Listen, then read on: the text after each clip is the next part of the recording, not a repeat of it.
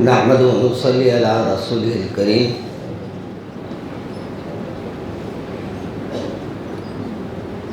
الحمدللہ آج آپ اور ہم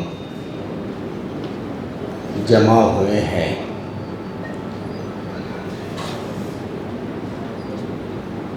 سالانہ جلسے کے اس موقع پر. سب سے پہلے تو میں ہمارے محترم مقام ہمارے سلیم صاحب کا اور ہمارے فاروق صاحب کے دونوں پورے فرزندان کا شکریہ ادا کرتا ہوں کہ وہ مجھے یاد کیا. حقیقت یہ ہے کہ وہ مولانا کی تاریخ کو بار بار دہرانے کی ضرورت نہیں ہے. موجودہ حالات میں ماشاءاللہ مولانا فاروق صاحب کا نام ہی کافی ہے اور مولانا کی خدمات الحمدللہ نہ صرف دارالعلوم بلکہ دارالعلوم حیدرآباد کے جتنے برانچز ہیں وہ تمام مدارس کے وہ نگران کار تھے اور الحمدللہ یہاں کے طلباء جو حفظ کیے ہیں میں نے ان کو مبارکباد بھی دیتا ہوں، ان کے والدین کو بھی مبارکباد دیتا ہوں. بہرحال زندگی میں یہ مواقع جو مل رہے ہیں اس کا اللہ کے سامنے شکر ادا کرنا چاہیے، اور یہ زندگی جو اللہ نے ہم کو دی ہے اس کو غنیمت جانتے ہوئے اللہ اور اللہ کے رسول کی پیروی کرنا چاہیے. میرے عزیز دوستوں اور بزرگوں اور میری بہنوں، یقیناً آج اللہ نے ہم کو موقع دیا ہے کہ کچھ باتیں ہم سن سکتے ہیں، کچھ باتیں سن کر عمل بھی کر سکتے ہیں، اور وہ عمل کرنے کا وقت جب ہاتھ میں ہے بندے کو چاہیے کہ عمل کر لے. توبہ کا وقت اس کو مل رہا ہے تو توبہ کر لے، اور اگر اللہ تبارک و تعالیٰ نے اس کو کچھ موقع دیا ہے، جو وقت دیا ہے، اس کو زیادہ سے زیادہ اللہ کی یاد میں لگائے اور یہ اللہ کا ذکر کرتے رہے. اور اللہ کا سب سے بہترین ذکر آپ کے اور ہمارے درمیان میں اللہ تبارک و تعالیٰ کا قرآن پاک موجود ہے. طلباء نے تو قرآن کو سینوں میں اتار لیا، ہم اتنا کریں کہ سینوں میں تو اتارنے کی شاید ہمارے اندر طاقت نہ ہوگی، لیکن دیکھ کر پڑھنے کی تو اللہ نے ہماری آنکھوں میں روشنی دی ہے اور ہمارے ہاتھوں میں ہماری زبان میں ابھی تا حد طاقت دی ہے کہ ہم پڑھ سکتے ہیں، تو اس کو ضرور پڑھیں. یاد رکھیے میرے عزیز دوستو، یہ جو حالات اس وقت چل رہے ہیں، آپ کا ہر ایک کا اور ہم سب کا ایک فریضہ بنتا ہے کہ ہم رسول اکرم صلی اللہ علیہ وسلم کی باتوں پر نہ صرف عمل کریں بلکہ اپنے عمل ایسے کر لے کہ دیکھنے والا خود رسول اکرم صلی اللہ علیہ وسلم کے جو پیشن گوئیاں تھی اور جو میرے رسول نے فرمایا تھا کہ جو اطاعت کرے گا اللہ تبارک و تعالیٰ کی، اللہ کے رسول کی، تو اللہ کے فضل سے اس کے اندر یہ طاقت آ جائے گی کہ وہ دوسروں کے لیے بھی ہدایت کا ایک ذریعہ بن جائے گا. حضرت امام حنبل کے بارے میں آتا ہے، یہ حضرت امام محمد ہے، دون میں سے کوئی ہے کہ بہرحال ان کے بارے میں آتا ہے کہ جب ان کے دنیا سے رخصت ہونے کا وقت آیا اور وہ دنیا سے رخصت ہوئے تو کمال یہ تھا کہ جتنے یہودی اس مقام پر رہتے تھے وہ یہودیوں نے جیسے جیسے حضرت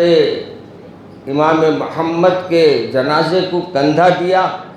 اللہ نے اس کندھے کی برکت سے ان کے منہ سے کلمہ جاری فرما دیا. گویا آپ نے اللہ کے احکامات پہ اپنی زندگی کو ایسے بسر کیا کہ مرنے کے بعد بھی جا رہے ہیں جنازے کو تو اس پہ بھی لوگوں نے اسلام قبول کیا۔ میرے دادا جان حضرت مولانا حسام الدین صاحب فاضل رحمۃ اللہ علیہ جب وصال ہوا، انتقال ہوا، اور حضرت والا کا جنازہ جا رہا تھا تو ایک مقام پر وہی راستے میں شراب کا ایک شراب خانہ تھا اور شراب فروخت ہوتی تھی۔ ایک مسلمان صاحب بھی شراب پیتے بیٹھے تھے، اور یہ شراب بھی کیسی چیز ہے معلوم آپ، یہ نام سے ہی انہوں شرابی کے نام سے ہی شرابی نظر آ جاتے۔ وہ شراب پی رہے تھے، اور شراب پیتے پیتے یہ حضرت کا جنازہ جب گیا تو اتنا مجمع تھا کہ اس زمانے کے ہمارے بزرگاں کہتے ہیں کہ ایک سروں کا سمندر تھا۔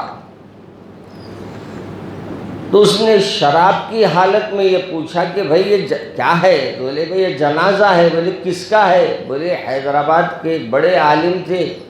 کہا وہ کون؟ حضرت کا نام بیان کیا، حضرت مولانا حسام الدین صاحب فاضل رحمہ کا۔ تو اس نے جو شیشہ جو اپنے شراب کا تھا، جو اپنے منہ کو لگایا ہوا تھا، وہ شیشہ اس نے نکال کر زمین پر پٹکا اور کہا کہ بھائی ایسی زندگی جینا، ایسی زندگی بھی کوئی جینے کی چیز ہے؟ اور اس دن سے اس نے توبہ کر لی، شراب کو چھوڑ دیا۔ تو میرے والد ماجد رحمۃ اللہ علیہ کے سامنے جب آ کے اس نے توبہ کیا اور یہ عہد کیا کہ میں آئندہ شراب نہیں پیوں گا، تو حضرت والا میرے والد ماجد رحمۃ اللہ علیہ نے شعر لکھا تھا، افر تاثیر کہ میں کش نے بھی توبہ کر لی، افر تاثیر کہ میں کش نے بھی توبہ کر لی، واعظ قوم جنازہ بھی ہوا آپ کے بعد۔ یعنی آپ کا جنازہ بھی ایسا جنازہ تھا کہ دیکھنے کے بعد ایک گناہ گار کو اللہ نے توبہ کی توفیق عطا فرما دی، اور جو مسلسل گناہوں میں ڈوبا ہوا تھا، آج ماشاءاللہ اللہ کے فضل و کرم سے وہ اس کو اللہ نے ہدایت عطا فرما دی۔ تو معلوم یہ ہوتا کہ ہمارے اچھے عمل بھی بعض وقت پڑوسیوں کو ہدایت کا راستہ پیدا کر دیتے ہیں۔ چنانچہ حال ہی کا واقعہ ہے کہ ایک صاحب اپنے پڑوس میں جتنے لوگ رہتے تھے ان کا بڑی محبت سے خیال رکھتے تھے، مگر یہ کرونا کے حالات میں جب ان کا انتقال ہوا تو سب سے زیادہ اگر کوئی رو رہے تھے یا اپنے اس پر غم منا رہے تھے تو کوئی اور نہیں تھے، سب غیر مسلم تھے۔ پوچھا گیا کہ بھئی آپ ان سے کیا محبت تھی؟ بولے محبت کچھ نہیں تھی، مگر ان کی محبت سے ہم کو رونا آ رہا۔ وہ جب بھی نکلتے گھر سے ہر ایک کا خیر خیریت پوچھتے، وہ جب بھی نکلتے گھر سے میرے رسول کی ایک ایک انداز سنت کو اپناتے، اپنے غریبوں بھائیوں میں ان کے بیٹھ کے ان کے کھانے کا انتظام کرتے، کبھی ان کے سودے کا انتظام کرتے، کبھی کچھ کرتے کبھی کچھ کرتے۔ وہ کہتے ہیں کہ بھائی ہم کو ہمارے دیوتاؤں کے بارے میں اتنا نہیں معلوم جتنا انہوں نے ہم کو ہمارے آپ کے رسول سے قریب کر دیا ہے۔ میں نے کہا کہ رسول سے تو قریب ہو گئے، اب اللہ میاں دل سے بھی انشاءاللہ قریب کر دیں گے۔ کلمہ پڑھنے کتنی دیر میاں، ہمارے کو ہدایت اللہ دینے والا ہے۔ ہدایت جب مل جائے گی نا تو ہمارے کو کوئی بھی راستے پہ ہم کام کریں گے، اللہ ہمارے لیے راستے آسان کر دے گا۔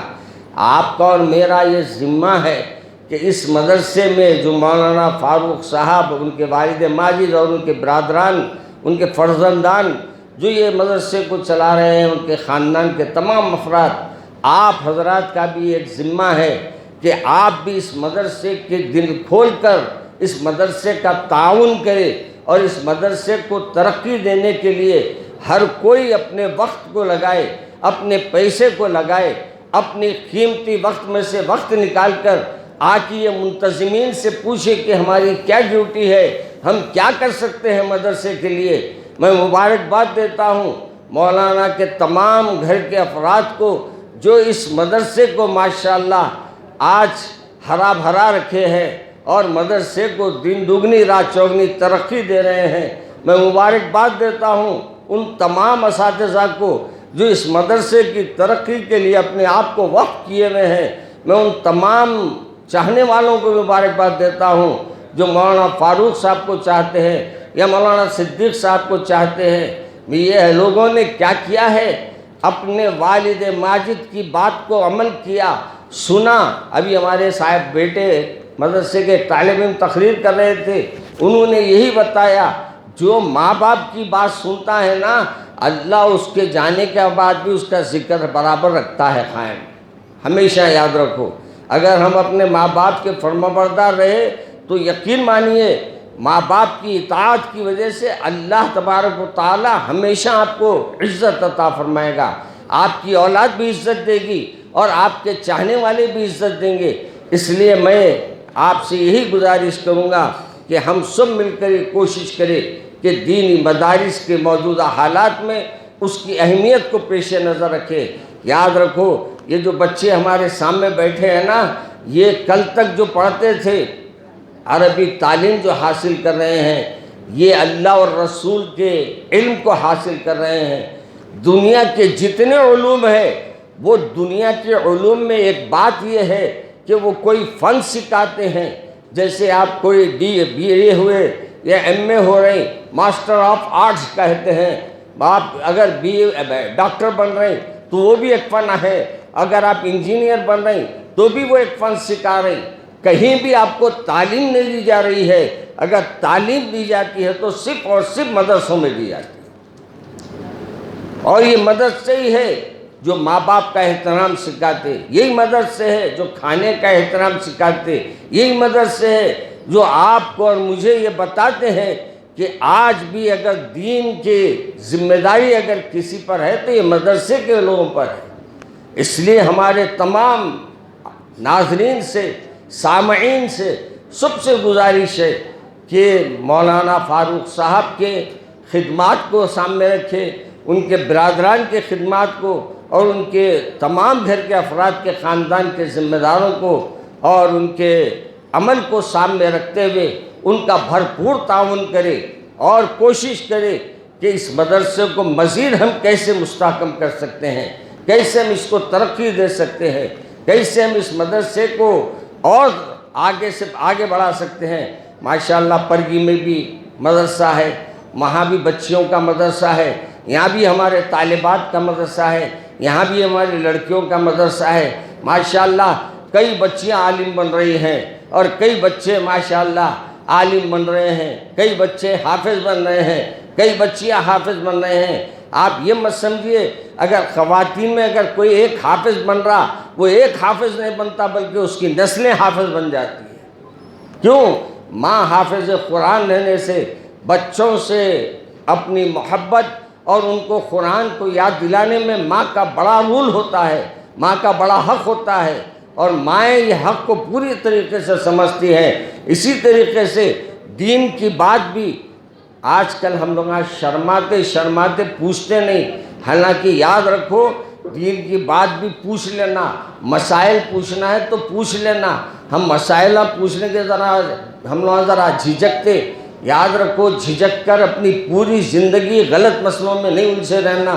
غلط عمل نہیں کرتے رہنا۔ ایک وقت تھوڑی شرمندگی ہوں گی، شرمندگی دین کی بارے میں مسئلہ پوچھنے میں نہیں ہے۔ اس لیے آپ لوگوں کا کام سب سے بڑی ذمہ داری یہ ہے کہ مدارس سے آئے تو مدارس کے فیض کو لے اور مدرسے کے ذمہ داروں سے ملے، مدرسوں کے ذمہ داروں سے، اساتذہ سے ملے، اپنے مسائل سے واقف ہو۔ اور میں یہاں کے لڑکیوں کو بھی مبارکباد دیتا ہوں جو یہاں سے فارغ ہو کے جا رہی ہے، اور میں دعا کرتا ہوں کہ اللہ تبارک و تعالیٰ آپ کا مستقبل اچھا کرے، دین کے لحاظ سے بھی اچھا کرے، دنیا کے لحاظ سے بھی اچھا کرے، اور آپ کو بہترین رشتے اللہ عطا فرمائے، اور آپ سے مرے دم تک، آپ کی جب تک حیات ہے آپ سے دین کی خدمت کا کام لے۔ میرے عزیز دوستو، یہ کام میں بھی اللہ اپنے سے لگاتا ہے، اپنے بس کی بات نہیں ہے کہ اپن دین کا کام کرنے آگے بڑھے۔ جب تک اللہ نہ چاہے آپ دین کا کام نہیں کر سکتے۔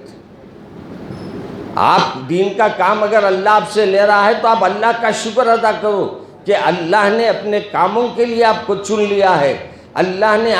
اپنے کاموں کے لیے آپ کو وقف کر دیا ہے، اس لیے ہم اس وقت کو غنیمت جانیں اور زیادہ سے زیادہ دین کے کاموں میں بڑھ چڑھ کر حصہ لیں، اور اپنی زندگیوں میں جو اب وقت آنے والا ہے، آگے کیا کیا ہوگا نہیں معلوم، لیکن ہم اللہ پہ بھروسہ رکھیں، ہم کو مٹا سکے یہ دنیا میں دم نہیں ہے۔ ہاں، اپنے غفلتوں کی وجہ سے ہم اپنے کو مٹا رہے ہیں اور یہ کہہ رہے ہیں کہ فلاں کی وجہ سے مٹ رہے ہیں، یہ ہماری نادانی ہے۔ اس لیے ہم آپ سے گزارش کرتے ہیں کہ اپنے مبارک مہینے کا قریب آغاز ہو رہا ہے، ابھی سے اس مبارک مہینے کی بھی تیاری کر لیے، اور رمضان کے روزے رہنے کے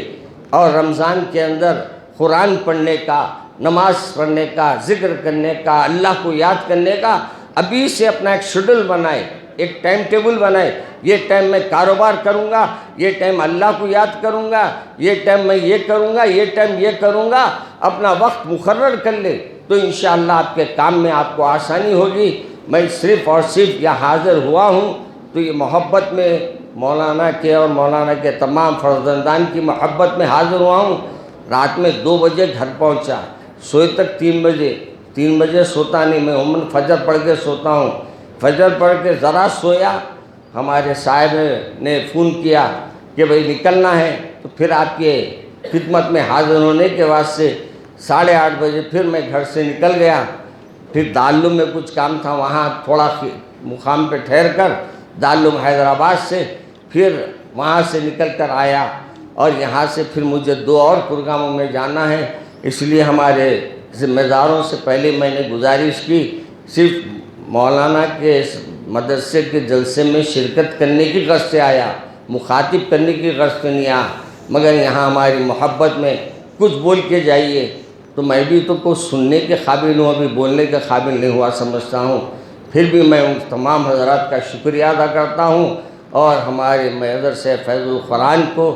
آپ اپنا مدرسہ سمجھیے، اس کو جتنی تشہیر ہو سکتی، جتنی اس کی خدمت ہو سکتی، آپ کا اور میرا فریضہ ہے کہ ہم انجام دیں۔ اللہ سے دعا ہے کہ اللہ تبارک و تعالیٰ اس مدرسے کو دین دگنی رات چوگنی ترقی عطا فرمائے، ہر بری نظر سے اس کی حفاظت فرمائے، ہر بلائے آسمانی و سلطانی سے اس کی حفاظت فرمائے۔ اے اللہ ہمارے کو اپنے فرما برداروں میں، اطاعت گزاروں میں شامل فرما۔ ربنا تقبل منا انک انت السمیع العلیم وتب علینا انک انت التواب الرحیم۔ سبحان ربک رب العزت عما یصفون وسلام علی المرسلین والحمد للہ رب العالمین۔